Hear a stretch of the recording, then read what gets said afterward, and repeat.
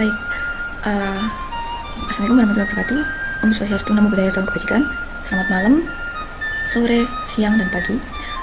Perkenalkan, saya Nela Devina Azhara dari Teknik Geofisika NRP 501724101. Pada video kali ini, saya akan menjelaskan mengenai pengerjaan tugas EPM menggunakan metode Empirical Mode Decomposition atau EMD. Sebelum masuk ke tugas, saya mau memberi disclaimer terlebih dahulu bahwa dalam kode nanti itu ada kode awal merupakan kode dasar dari kelas Pak Dharma yang sudah diberikan ganti kejakan bersama di kelas. Oleh karena itu, pada video ini saya bakalan lebih fokus buat menjelaskan bagian yang berkaitan dengan tugas 1 serta tugas 2 sesuai instruksi yang telah diberikan. Nah, untuk tugas 1 itu saya diminta untuk menambahkan perhitungan SNR dan menggunakan error RMSI antara hasil denoising dengan ground truth-nya. Lalu untuk tugas 2, saya diminta membuat sinyal berbentuk W. W-shape, menambahkan noise sebesar 5%, 10%, serta 20%, menggunakan RMSI dan SNR untuk mengevaluasi hasil denoising. Terkait gimana cara saya mengerjakannya, nah, di sini saya akan mengetikkan skripnya terlebih dahulu, menunjukkan apa yang saya ketikkan, baru nanti saya akan menjelaskan mengenai kenapa kodenya begitu atau manfaat ya, tujuan pakai kode itu gimana, itu baru nanti saya jelaskan setelah saya mengetikkan skripnya. Makasih. Oke, saya izin share screen.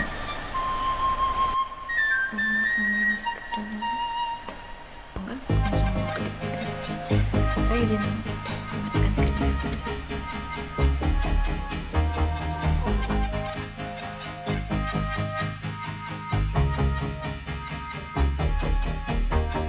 I know that the bar closes at 11.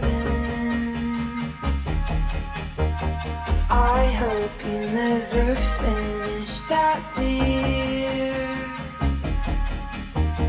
You know all the words to Just Like Heaven. I know why he wrote them out. You're standing right here. Oh, one night I was bored in bed and stalked you on the internet. It's feminine intuition, 'cause I always had a vision of us standing like this. So press that in the bathroom on you, looking like an angel on the walls of Versailles. The most alive I've ever been.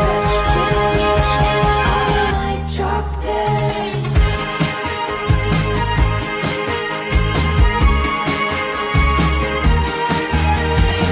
And I feel like I might throw up. Left hook, right punch to the gut. You're so pretty, boy. I'm paranoid, I'll meet you up.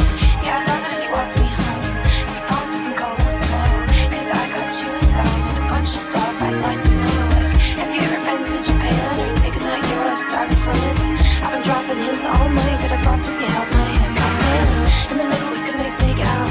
Close off and fall to the ground. Let's go steady, let's go out and tell the whole damn world how. One night I was born in bed and stalked you on the internet. It's feminine intuition, 'cause I always had a vision of us standing like this. So pressed up in the bathroom on you, looking like an angel on the walls of Versailles. The most alive I've ever been.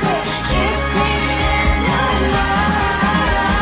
Pisces and a Gemini, but I think we might go really nice together if you let me stay the night. Well, I think I might just have to stay forever. Pisces and a Gemini, but I think we might go really nice together if you let me stay the night. Well, I think I might just have to stay forever.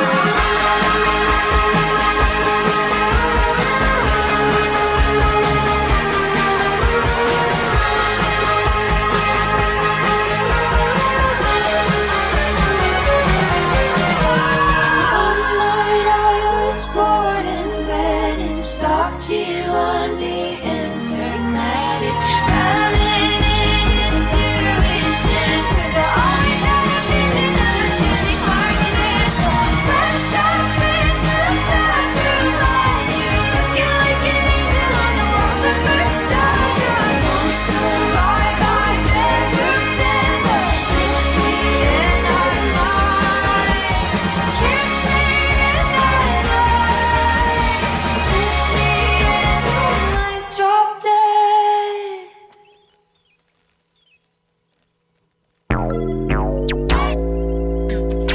Who is choking? I don't care. Who is choking? I don't care. Who is choking? I don't care. Who is choking? I don't care. Who is choking? I don't care. Who is choking? I don't care. Work up, think it. I just choke on acai. 한 잔 먹고 흥이 올라 흔들면 다 삼바지. 혀속까지 뿌렸어.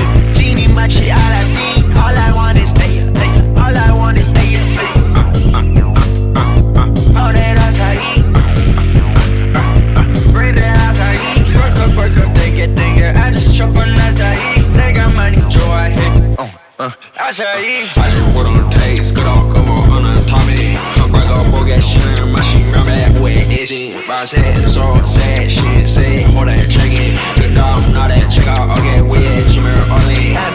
당나귀처럼 동서남 지구 한 바퀴 들여다보면 순간 울려 바다로.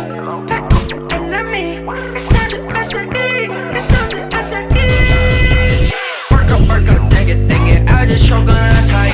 두 잔 먹고 흥이 올라 흔들면 다 삼바지. 혀속까지 보라색 진이 마치 알라딘. All I want is aya. All I want is aya. All that acai. Bring that acai. Work up, think it. I just choke on acai. 내가 많이 좋아해. acai. acai 묻은 티, acai 묻은 paint, acai 묻은 album. 만들어버린 jam, 난 키워버린 trend. 다 묻혀버린 SNS에 stack. But I ain't trying to blend. 우린 진짜 백이더라고만 lucky. 난 돈 없어 제대로 된 건 찾으러서 말해. 밤새 소세 셔츠 호텔 check-in. 그 다음 날에 check out 어깨 위에 짐을 올린. 당나귀처럼 동선 복치고 한 바퀴 돌아보면 순간 울려 바다로.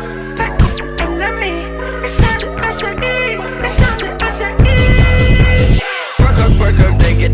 I just choke on acai. 한 잔 먹고 흥이 올라 흔들면 다 삼바지. 혀속까지 보라색 진이 마치 알라딘. All I want is aya. All I want is aya. Honey acai. Bring it acai. Work up, think it. I just choke on acai. 내가 많이 좋아해. acai.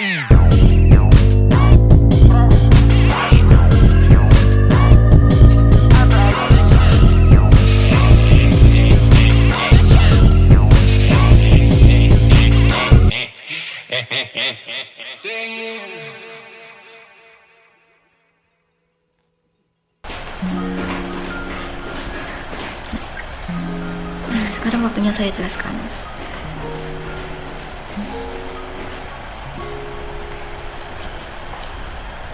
Oke, izinkan saya untuk menjelaskan terkait tugas pertama itu diinstruksikan buat melakukan perhitungan SNR before denoising dan SNR setelah after denoising, buat nentuin INF mana yang baik sampai SNR yang paling baik, yang paling sesuai lah. Jadi pertama-tama di sel ini saya membuat nambahin dua fungsi tambahan, yaitu fungsi calculation SNR sama calculation RMSE. Ya, fungsinya jelas. Yang calculation SNR buat menghitung signal to noise ratio atau SNR-nya.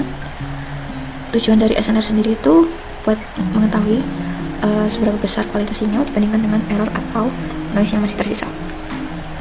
Jadi semakin besar nilai SNR, maka kualitas sinyal semakin baik karena komponen noise semakin kecil. Nah, masuk di sini, ini equation yang saya masuk. Oke. Nah, masuk di fungsi ini, itu terlebih dahulu dihitung error antara sinyal estimasinya, ini estimated signal, dengan ground truth. Menggunakan error sama dengan estimated signal dikurangi ground truth. Kemudian dihitung daya si sinyal dan daya error menggunakan jumlah kuadrat amplitudenya. Ini power signal sama power error. Ini oke. Terus kemudian dihitung, udah. Setelah itu nilai SNR dihitung menggunakan persamaan. Persamaan ini SNR sama dengan 10 log 10. Nah ini SNR sama dengan 10 log, terus 10 power signal dibagi power error. Oke. Terus oh ya, dimana power signal itu daya sinyal tadi dan power error itu daya errornya.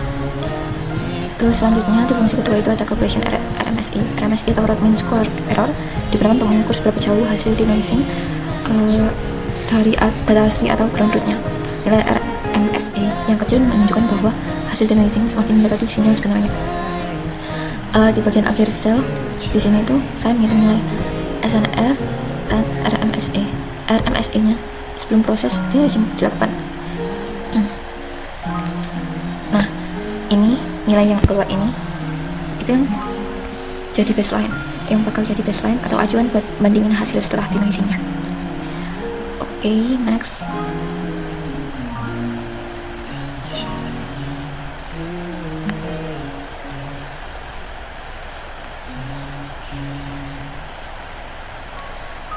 Nah, di sini ini yang tadi udah kan SNR sebelum denoising dimasukkan di sini tertera. Terus ini masukin yang kombinasi rekonstruksinya berbagai. Hasilnya keluar seperti ini. Setelah itu baru langkah berikutnya itu mencari kombinasi IMF yang terbaik. Di sel ini dilakukan proses utama dari si tugas satu ini. Sesuai instruksi tugas, kan tadi saya diminta buat menentukan IMF mana yang menghasilkan kualitas denoising terbaik berdasarkan nilai SNR dan RMSE-nya. Setelah EMD dilakukan, sinyal di sini bakal terurai menjadi beberapa IMF. Secara umum, IMF pertama itu berisi komponen frekuensi tinggi yang sering pastinya didominasi sama noise. Namun kita tidak langsung mengasumsikan IMF tertentu sebagai noise. Cuma seringkali secara umum didominasi sama noise, tapi nggak bisa diberi langsung klasifikasi kalau dia noise. Karena itu saya mencoba seluruh kemungkinan rekonstruksinya yang di atas ini. Nah, variabel ini IMFI digunakan untuk mengetahui jumlah IMF yang dihasilkan. Kemudian dibuat list kosong bernama ini, list kosong buat nyimpen data yang nantinya bakal dipakai hasil tugas satu. Nah, selanjutnya dilakukan perulangan dari IMF pertama sampai IMF terakhir ini, sampai IMF ke-6. Nah, pada setiap iterasi itu prosesnya sebenarnya itu dilakukan rekonstruksi sinyal menggunakan IMF tertentu sampai residunya, lalu dihitung nilai SNR, setelah itu nilai RMSE-nya, terus semua hasil bakal disimpan ke dalam tabel. Nah, ini tabelnya yang dilihatin rekapnya. Nah, dengan cara ini saya bisa langsung membandingkan seluruh kombinasi IMF secara objektif berdasarkan parameter kuantitatif tadi yang dimasukkan ini. Oke, sekarang lanjut ke nentuin hasil denoising terbaik. Setelah seluruh kombinasi IMF tadi diuji sampai jadi rekapan tadi, langkah berikutnya itu nentuin yang mana sih yang terbaik. Nah, di sel ini itu digunakan fungsi max.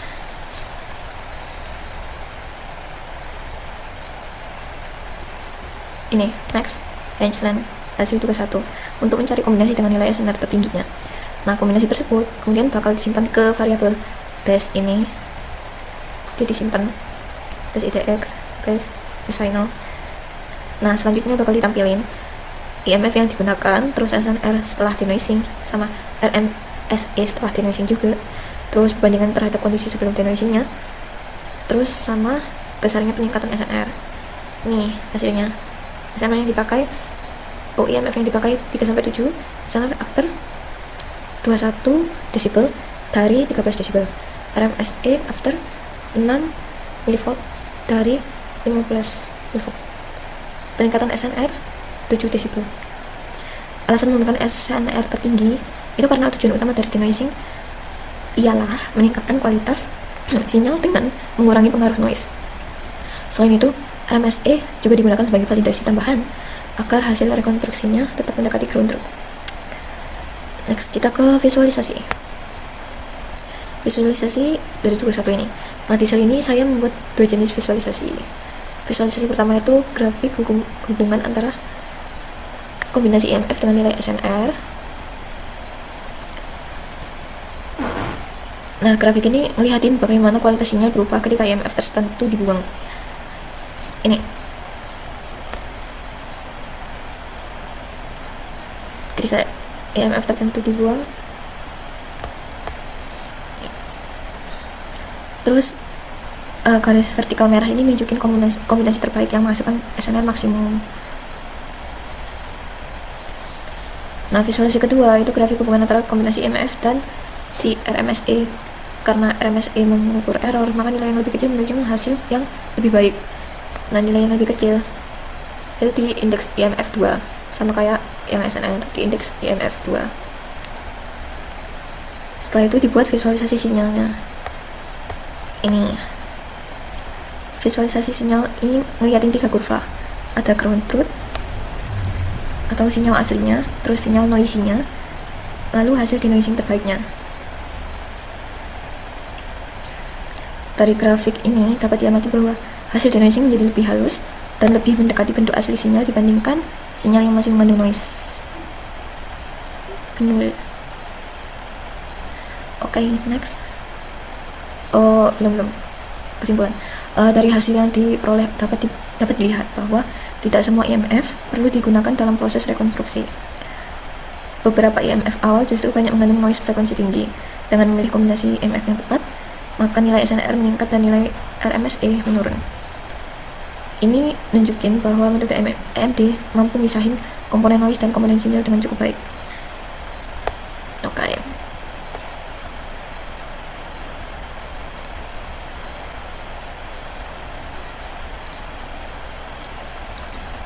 Oke, next. Pada tugas 2, di sini saya diminta buat membuat sinyal SP berbentuk huruf W. Sinyal ini dibangun menggunakan 3 body, 2 body flank kiri dan kanan, terus 1 body tengah.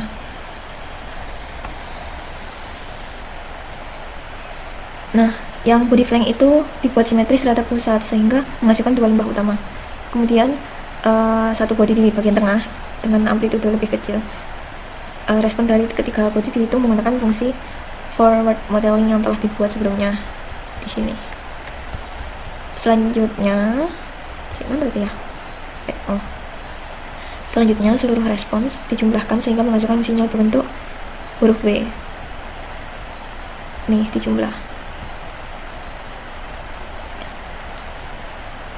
Pada bagian akhir dilakukan pengecekan menggunakan fungsi L-close. Nih, untuk memastikan bahwa bentuk sinyal benar-benar simetris dan hasilnya true. Dia simetris. Nah, di sel selanjutnya ini yang sesuai request kemarin, sesuai instruksi dari pattern kemarin, tambahan noise 5%, 10%, 20%. Nah, pada sel ini saya nambahin noise 5%, 10%, sama 20%. Level noise tersebut disimpan dalam variabel noise levels W ini. Level noise levels W, tempat nyimpen si noise level noise nya. Untuk setiap level noise digunakan beberapa langkah. Pertama, nambahin noise menggunakan fungsi pair to bit noise nih. Kedua, ngelakuin dekomposisi EMD.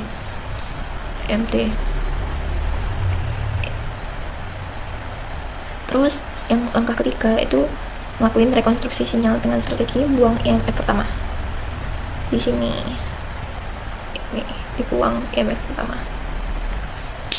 Keempat itu baru menghitung si SNR-nya. SNR sebelum dan sesudah si denoising ini. Terus lanjutnya menghitung si RMSE sebelum dan sesudah juga. Yang kemudian semua hasil bakal disimpan buat dianalisis selanjutnya. Ini bakal disimpan. Dan ini di data frame simpannya. nih hasilnya. Oke, next. Eh, sekarang bagian tugas 2 udah ke bagian visualisasi hasil denoising per level noise nya. Nah, di sel ini saya bandingin hasil denoising untuk 3 tingkat noise sekaligus. Untuk setiap level noise bakal ditampilin 3 kurva, makanya ini explode 3 kali karena ada 3 kurva. Kurva merah itu ground truth, terus kurva abu-abu itu sinyal noisy-nya, si noisy-nya. Nah, kurva biru itu hasil denoising-nya. Dari visualisasi ini dapat diamati bahwa semakin besar noise yang diberikan, maka bentuk sinyal bakal semakin terdistorsi. Tapi namun setelah dilakukan denoising tadi menggunakan EMD, ini bentuk utama anomali W masih dapat dipertahankan dengan cukup baik. Yang noise double seperti pernyataan awal tadi,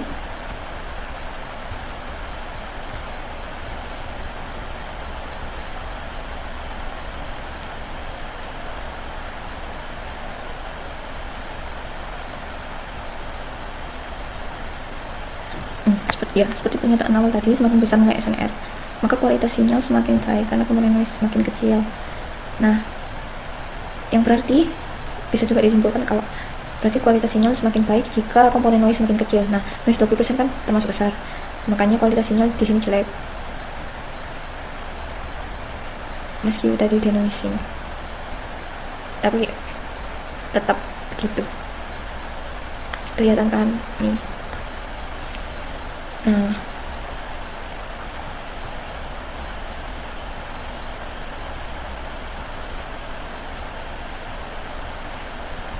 ini visualisasi denoising. Oke, terus nextnya kita ke rekapitulasi.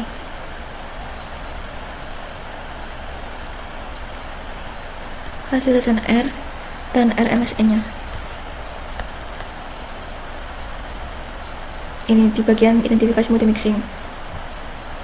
Di sini tuh buat tabel ringkasan. Nah, tabelnya itu berisi si persentase noise, terus jumlah IMF yang dihasilkan,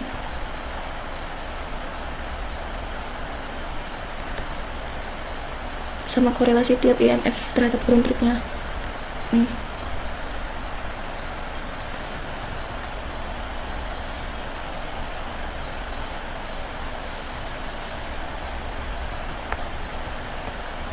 Ini kayak cuma buat mastiin aja, buat ngecek ya sesuai judulnya, identifikasi aja. Oke, ini juga. Nah,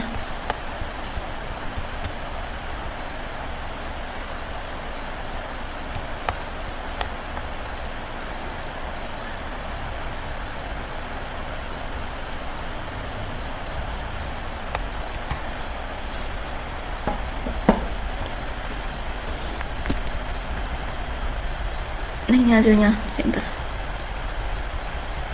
Ini buat habis diidentifikasi ini kan, dilihat korelasi tiap IMF terhadap ground truth dan 2 korelasi IMF tertinggi. Terus dibuat juga visualisasinya buat ngedeteksi mana aja sih yang masuk multimixing. Nah, di noise 5%. Bentar. Nah, di noise 5%, ground truth-nya gini kan semuanya. Nah, IMF satunya gini dengan correlation 0,006, terus IMF 2 gini, IMF 3 mulai hampir kelihatan, IMF keempat hampir dan lumayan smooth, IMF 5 gini, IMF 6 ini udah yang terakhir yang dari situ. Nah, terus ini gabungan antara IMF 4 dan IMF 3, 4 dan 3 jadi gini.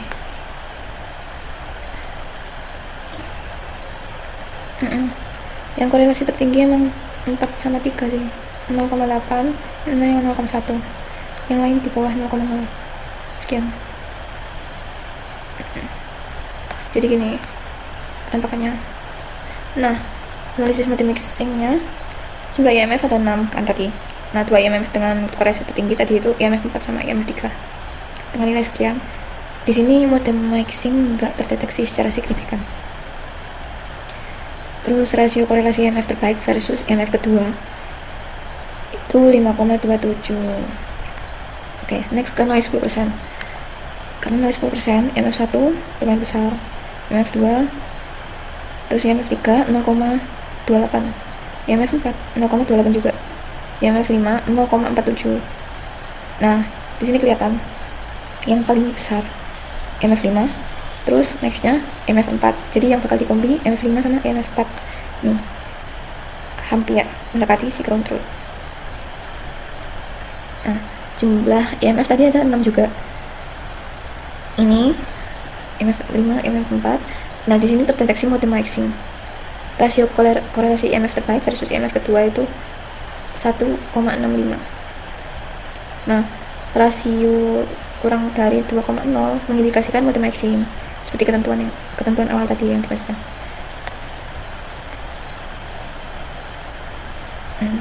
Iya, fitur sinyal yang sama terpecah jadi beberapa IMF. Dia 1,65, hampir mendekati 2, lebih kecil dari 2 berarti. Nah, yang ini noise 20% masih besar, noise-nya masih banyak. Ini juga min 0 malah 0,1, 0,3 IMF 4, 0,8 IMF 5, 0,5 IMF 6. Jadi yang bakal dipakai IMF 5 sama IMF 6.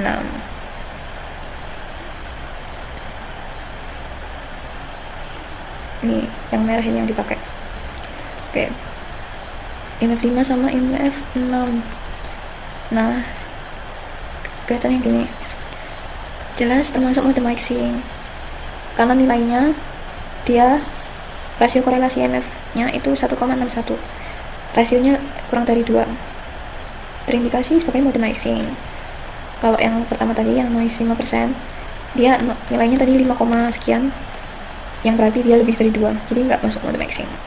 Yang masuk mode mixing itu noise 10 sama noise 20%. Oke.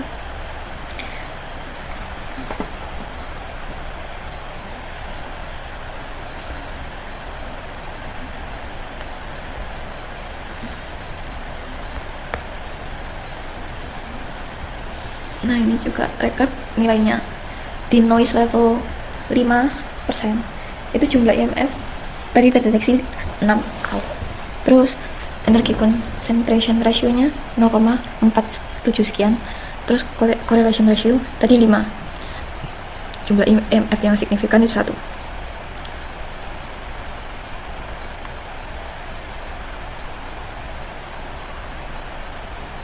IMF yang correlation-nya lebih besar dari 0,5 itu cuma 1. Nah, mode mixing nggak terindikasi di noise level 5. Terus sekarang di noise level 10 jumlah IMF 6 juga, ECR-nya 0,42 sekian, correlation ratio-nya nah 1,64 seperti yang tadi disebutkan. Terus jumlah IMF signifikannya 0, tapi dia terindikasi dan dia terindikasi sebagai mode mixing. Noise level 20% itu juga terindikasi sebagai mode mixing. Dia tapi IMF-nya 7 dan ECR-nya 0,49 sekian, hampir 0,5. Terus correlation ratio-nya 1,61 sekian. Jumlah IMF signifikan 2.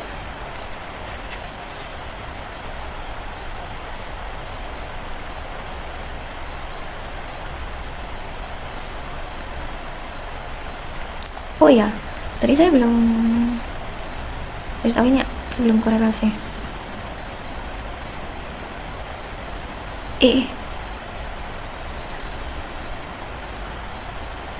Nah, yang ini disclaimer, jika SNR meningkat dan RMSE menurun setelah denoising,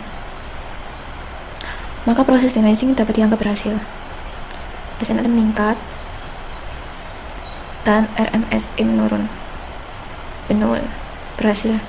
Yang noise 5 berhasil, noise 10 berhasil, noise 20 juga berhasil semua kok.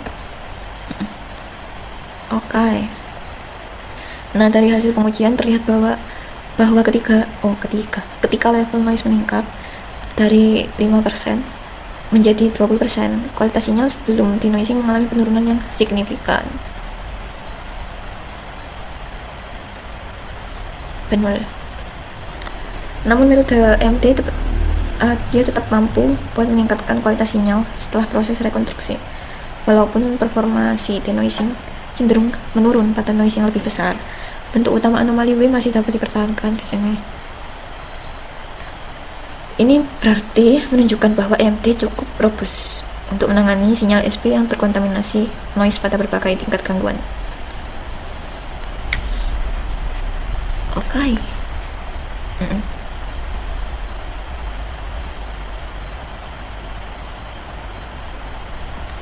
Ya, ini perbandingannya.